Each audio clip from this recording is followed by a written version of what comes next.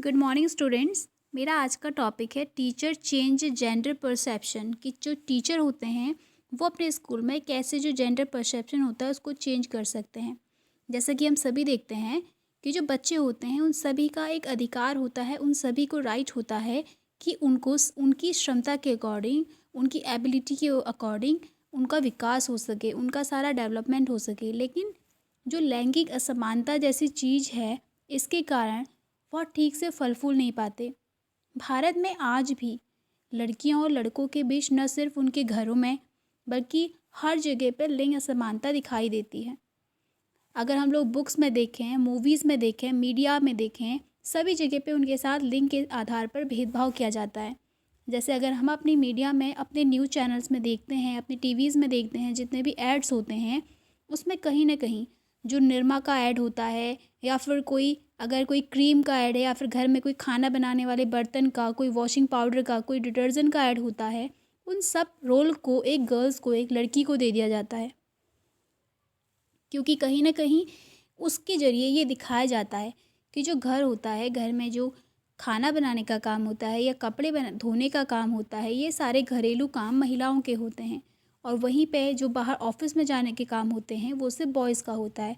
तो इस तरह से जो हमारी बुक्स होती हैं, मूवीज़ होती हैं, उनके माध्यम से लैंगिक असमानता कई सालों से चलती आ रही है और दर्शाई जाती है। और आगे भी इसको रोकने के लिए हमें कड़े कदम उठाने चाहिए। यही लैंगिक असमानता के कारण बच्चों को कई सारे अवसरों में कॉम्पिटिशन्स में असमानता का सामना करना पड़ता है। इसका प्रभाव लड़के लड़कियां दोनों ही लिंगों पर पड़ता है। लेकिन आंकड़ों के अकॉर्डिंग अगर हम आंकड़े देखें तो उनके आधार पर ये दिखाई देता है कि ये भेदभाव, असमानता, कुरीतियों का सामना ज़्यादातर लड़कियों को ही करना पड़ता है और कई सालों से इससे लड़कियां ही ज़्यादा प्रभावित होती आई हैं। तो एज अ टीचर हम कैसे अपनी क्लास से इस लैंगिक असमानता को दूर कर सकते हैं, इसके कुछ पॉइंट्स देखते हैं। How a teacher makes change. जो टीचर होता है वो अपने थॉट से, अपने वर्ड से, अपने एक्शन से कई सारे चेंजेस ला सकता है। जैसे कि हमें पता है कि जो एक टीचर होता है क्लास में, वो हर बच्चे का रोल मॉडल होता है। इस दुनिया में शिक्षक के पेशे को सबसे अच्छा और आदर्श के रूप में माना जाता है। जो हमारे थॉट्स होते हैं एज अ टीचर, वो ऐसे होने चाहिए जिसमें लैंगिक असमानता ऐसा वर्ड ही नहीं होना चाहिए हमारे माइंड में। क्योंकि कहीं ना कहीं जो हमारे माइंड में थॉट्स चल रहे होते हैं उसी को हम किसी थर्ड पर्सन को पास कर पाते हैं। जो हमारे वर्ड्स होते हैं, क्लास में जो हम वर्ड्स बोलते हैं, जितने भी एग्जांपल्स देते हैं, उसमें कभी भी ऐसे वर्ड का यूज़ नहीं करना चाहिए जहाँ पे लड़की और लड़के के बीच में भेदभाव की भावना दर्शाई जाती हो। कभी भी रिलीजियस के बेस पर, किसी के धर्म, किसी जाति के, किसी व्यक्ति के सेक्स के आधार पर उसमें भेदभाव नहीं करना चाहिए, ऐसे एग्जाम्पल्स नहीं देने चाहिए। एक टीचर जो होता है, अगर एक मेल टीचर क्लास में है तो उसे एक मेल टीचर होने के नाते क्लास में ऐसे एग्जाम्पल्स देने चाहिए। फॉर एग्ज़ाम्पल कि वो ये बोल सकता है कि हाँ, मैं तो अपने घर में जल्दी जाने के बाद खाना बनाता हूँ या फिर अपनी वाइफ की हेल्प करता हूँ। ऐसे एग्जाम्पल्स देने से बच्चों के माइंड में ये मैसेज आता है कि हाँ, जो खाना बनाने का काम होता है वो सिर्फ फीमेल का नहीं होता, वो मेल भी कर सकते हैं। जो हमारे एक्शंस होते हैं क्लास में, जो हम एक्शंस लेते हैं, फॉर एग्ज़ाम्पल लड़के लड़कियों में किसी को भी कोई प्रॉब्लम है या कोई एक्सपेरिमेंट या कोई प्रोजेक्ट वर्क कराना है, तो वहाँ पे हम क्या एक्शन लेते हैं एज अ टीचर। क्या हम भारी भरकम कामों के लिए, कोई एक्स्ट्रा ऑर्डिनरी कामों के लिए सिर्फ बॉयज़ को प्रेफरेंस देते हैं, या फिर हम किसी सिंपल से काम के लिए, कोई क्राफ्ट वर्क के लिए, कोई डांस परफॉर्मेंस के लिए सिर्फ गर्ल्स को प्रेफरेंस दे रहे हैं। तो जो हमारे एज अ टीचर एक्शंस होते हैं उन पे भी ध्यान देना चाहिए कि हम किस टाइप के एक्शंस लेते हैं। लिंग समानता वर्तमान युग की प्रमुख मांग है, जिसका अर्थ है स्त्री और पुरुष में भेदभाव न करना। अर्थात स्त्री और पुरुष को अवसरों और अधिकारों की दृष्टि से समान समझना। अध्यापक ही भावी पीढ़ी के कर्णधार होते हैं, अतः शिक्षा के इस क्षेत्र में लिंग आधारित समानता का विकास करने हेतु उन्हें निम्न कदम उठाने चाहिए।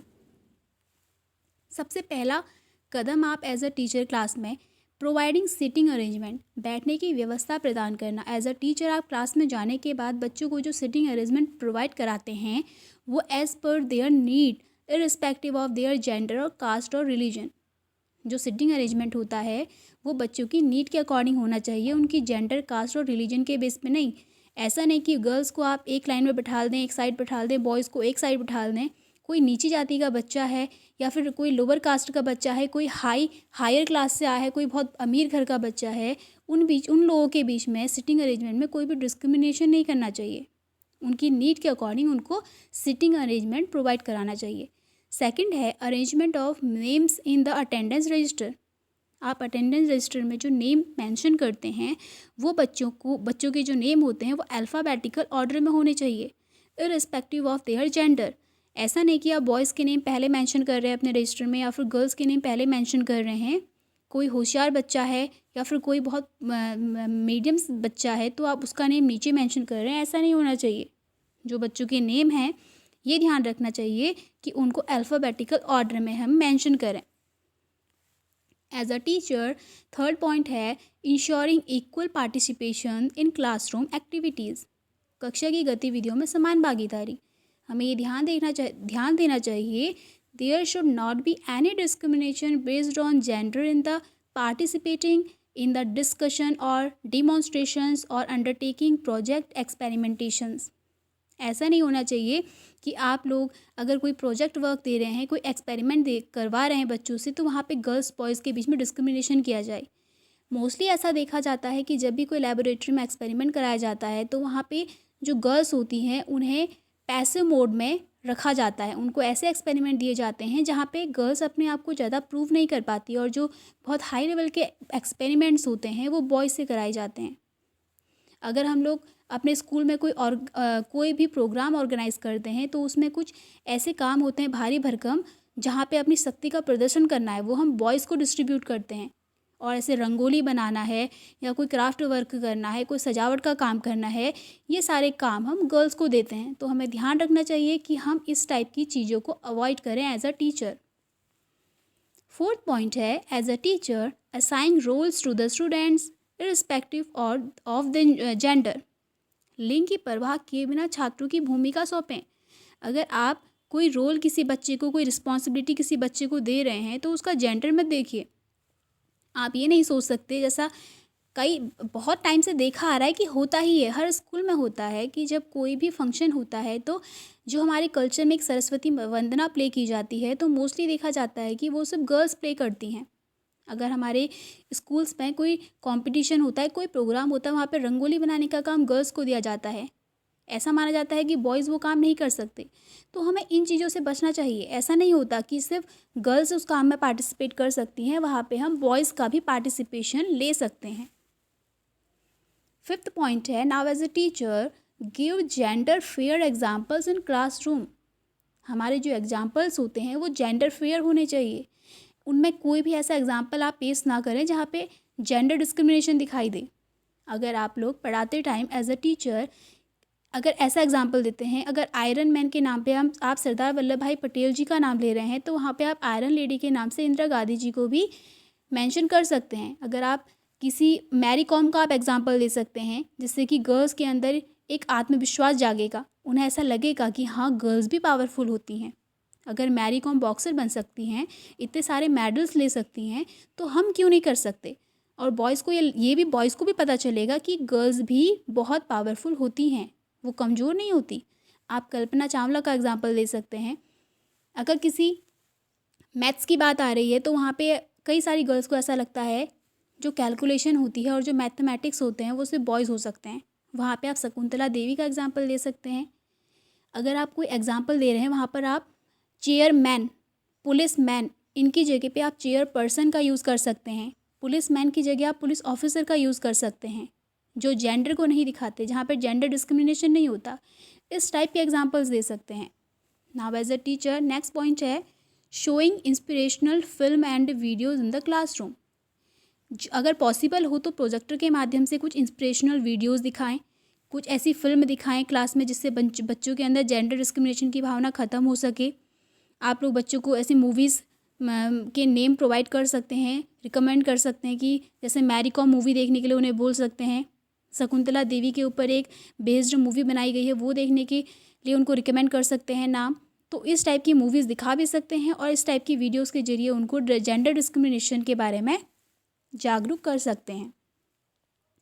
7 पॉइंट है moral stories for mutual support, नैतिक कहानियों द्वारा आपसी सहयोग की भावना। बच्चों को मोरल स्टोरी सुनाइए, उसके जरिए उनको इंस्पायर कीजिए, उनके अंदर से ये उनका माइंडसेट क्लियर कीजिए कि बॉयज़ और गर्ल्स के बीच में कोई डिस्क्रिमिनेशन नहीं होता, जाति के आधार पे कोई डिस्क्रिमिनेशन नहीं होता, हर कोई सेम होता है। इस टाइप की उन्हें स्टोरी सुनाइए। Now as a teacher 8 point है आपने क्लास में अवेयरनेस ऑन सेक्स एजुकेशन। जो सेक्स एजुकेशन है एक ऐसा विषय है जिसके बारे में आज भी कई लोग बात करना नापसंद करते हैं और इसके महत्व को नहीं समझते, लेकिन हमें बॉयज़ और गर्ल्स दोनों को सेक्स एजुकेशन के द्वारा ये समझाना चाहिए कि अगर भगवान ने दोनों में कुछ भी लैंगिक अंतर, असमानता, डिफरेंस रखे हैं, वो सिर्फ रिप्रोडक्टिव साइकिल को पूरा करने के लिए रखे हैं। उससे कहीं भी ये जाहिर नहीं होता कि गर्ल्स कमज़ोर होती हैं या फिर बॉयज़ ज़्यादा पावरफुल होते हैं। ये चीज़ें इस चीज़ को नहीं दर्शाती। हमें अपनी क्लास में सेक्स एजुकेशन के ऊपर बेस्ड खुली बहस, डिबेट्स करवानी चाहिए, जिससे बच्चों के अंदर से जो क्वेश्चंस होते हैं बच्चे अपने विचार खुल के रख सकते हैं और उनके जो माइंड में क्वेश्चंस होते हैं वो क्लियर हो सकते हैं। 9th पॉइंट है डिस्ट्रीब्यूटिंग लर्निंग मटेरियल्स इक्वली। जितने भी बच्चों को लर्निंग मटेरियल डिस्ट्रीब्यूट किए जाते हैं वो इक्वली डिस्ट्रीब्यूट किए जाने चाहिए। उसमें ये नहीं दिखना चाहिए कि आप गर्ल्स को और बॉयज़ के बीच में डिस्क्रिमिनेशन कर रहे हैं। मोस्टली ऐसा देखा जाता है कि क्लास में, स्कूल में, कई स्कूलों में भी ऐसा होता है कि जब कोई मटेरियल डिस्ट्रीब्यूट करने की बात आती है तो बॉयज़ होते हैं उन्हें पैंट शर्ट का मटेरियल प्रोवाइड करा दिया जाता है और जो गर्ल्स होती है उन्हें साड़ी या फिर सूट दे दिया जाता है। अगर हम प्ले की बात करें तो बच्चों को क्रिकेट किट या और कोई प्लेइंग किट उनके हाथ में पकड़ा दी जाती है और वहीं पे गर्ल्स के लिए मनोरंजन के नाम पर उनको क्राफ्ट वर्क दिया जाता है, उन्हें होम साइंस के काम में लगा दिया जाता है, उनको रंगोली बनाने के लिए बोला जाता है। इस टाइप के साज सजावट वाले काम में उनको इंगेज किया जाता है, जैसे कि उनके माइंड में ऐसी चीज़ें बैठ जाती हैं कि हाँ, स्पोर्ट्स तो हमारे काम का नहीं है, हम लोग क्रिकेट तो नहीं खेल सकते, क्रिकेट हमारे मतलब का नहीं है। और बॉयज़ को ये लगता है कि हम तो बाहर के गेम्स खेलने के लिए बने, हम ये रंगोली क्राफ्ट वर्क के लिए नहीं बने। तो इस सारी चीज़ों को भी हमें ध्यान रखना चाहिए।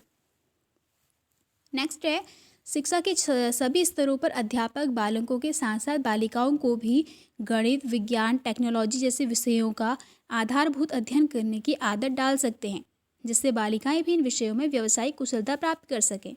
हमें बच्चों के माइंड में, लड़कियों के माइंड में ये डालना चाहिए कि जो मैथ्स होता है, साइंस होता है और टेक्नोलॉजी जैसे सब्जेक्ट होते हैं, ये सारे सब्जेक्ट गर्ल्स के लिए भी उतने ही इक्वली इम्पॉर्टेंट होते हैं जितने बॉयज़ के लिए होते हैं। तो हमें उनके माइंड में ये चीज़ डालनी चाहिए कि आप भी इन सारे सब्जेक्ट को सीख कर कोई बिजनेस कर सकते हैं कल के दिन। नेक्स्ट है एज अ टीचर लिंग समानता को बढ़ावा देने हेतु अध्यापक बालकों में भी प्यार और देखभाल जैसे तत्व विकसित कर सकता है, क्योंकि यह केवल महिलाओं की ही जिम्मेदारी नहीं है कि वे परिवार और बच्चों की देखभाल करें। इसमें पुरुष वर्ग की भागीदारी भी उतनी ही आवश्यक है जितनी महिला वर्ग की। हम वहाँ पे जो टीचर होता है, अगर वो फीमेल टीचर है या फिर मेल टीचर है, वो ऐसे एग्जांपल्स दे सकते हैं, बच्चों में ऐसी भावना जागृत कर सकते हैं। फॉर एग्जांपल कोई फीमेल टीचर है तो वो ये बोल सकती हैं कि हाँ, मैं घर जाती हूँ तो मेरे हस्बैंड जो है मेरे घर जाने तक अगर वो जल्दी ऑफिस से आते हैं तो वो खाना बना के रेडी रखते हैं और मैं घर जाने के बाद जो भी काम बच जाता है उसको निपटा लेती हूँ। या फिर जो अगर मेल टीचर है तो वो ये बोल सकते हैं कि जो मेरी वाइफ है वो भी ऑफिस जाती है और अगर कभी उसे घर आने में लेट हो जाती है, मैं घर जल्दी चला जाता हूँ, तो मैं उसके आने से पहले खाना वाना बना के रेडी रखता हूँ या फिर बर्तन साफ़ कर लेता हूँ। इससे क्या होगा, जो गर्ल्स होंगी और जो बॉयज़ होंगे उन दोनों की माइंड में ये मैसेज जाएगा कि हाँ, जो सर और मैम है अगर वो अपने घर में इस टाइप से काम कर सकते हैं, इसका मतलब गर्ल्स और बॉयज़ के बीच में काम का कोई डिस्ट्रीब्यूशन नहीं होता। ऐसा नहीं होता कि जो बॉयज़ हैं वो घर के काम नहीं कर सकते और जो फीमेल्स होती हैं वो बाहर के काम नहीं कर सकती। शिक्षक ही अभिभावकों में व्याप्त इस धारणा को समाप्त कर सकता है कि तकनीकी विषय के अध्ययन की आवश्यकता केवल बालकों की ही नहीं, बालिकाओं की भी है। ऐसा देखा जाता है कई सारे ऐसे विलेज अभी भी हैं जहाँ पे पेरेंट्स के माइंड में ये माइंडसेट बना हुआ है कि जो गर्ल्स होती हैं उनके लिए होम साइंस जैसे सब्जेक्ट बने हैं, उनको ऐसे सब्जेक्ट सीखने चाहिए, सिलाई, कढ़ाई, बुनाई, होम साइंस, ये सारी चीज़ें सीखनी चाहिए। जो टेक्नोलॉजिकल विषय होते हैं, इन सब चीज़ों की लड़कियों को क्या आवश्यकता, उन्होंने कौन सा बिजनेस करना है।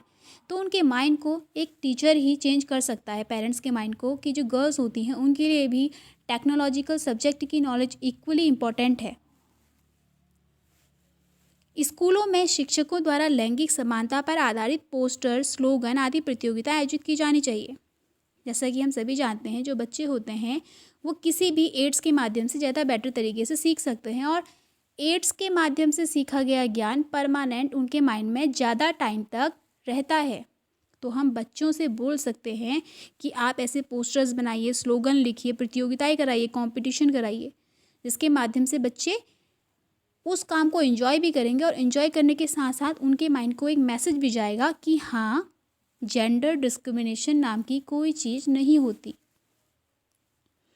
अगर हम प्रेजेंट के एग्जाम्पल देखें कि विद्यालयों में लैंगिक समानता की पहल कहाँ कहाँ की जा रही है, जिसमें पहला है लड़का लड़की में लैंगिक समानता के लिए केरल के एक लोअर प्राइमरी स्कूल, जो केरल में एक लोअर प्राइमरी स्कूल है, उसमें एक अच्छी पहल की गई है। यहाँ पे एक स्कूल है जहाँ पे सारे के सारे बच्चों के लिए एक नई यूनिफॉर्म सिलाई जा रही है, जिसमें कि गर्ल्स या फिर बॉयज़ दोनों के लिए ही पैंट और शर्ट तय की गई है। गर्ल्स भी पैंट पहनेंगी और शर्ट पहनेंगी, और बॉयज़ भी पैंट और शर्ट पहनेंगे।